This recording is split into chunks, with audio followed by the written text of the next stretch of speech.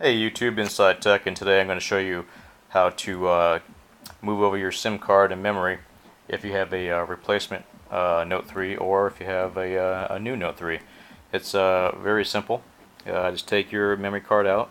You can just pull that down gently. It'll pull right out for you.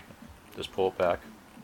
Don't touch the tabs on there, the copper tabs on there. It's not good for it. Oxidizes it and it can cause connection issues. So don't touch those tabs on there. Put that to the side.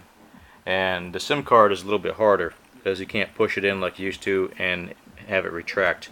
So the easiest way to do, I found, is probably use like a pin here, but don't press very hard on the SIM card, just enough to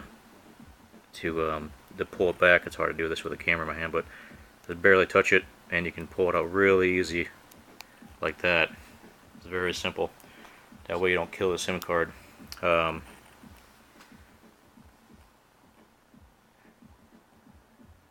Once again, don't touch the tabs on the back of your SIM card either. Simply, you can insert that just like that in that direction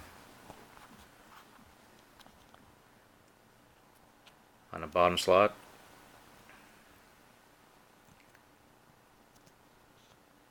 Push it in until it stops. Make sure it's seated right. And the same thing with your memory card.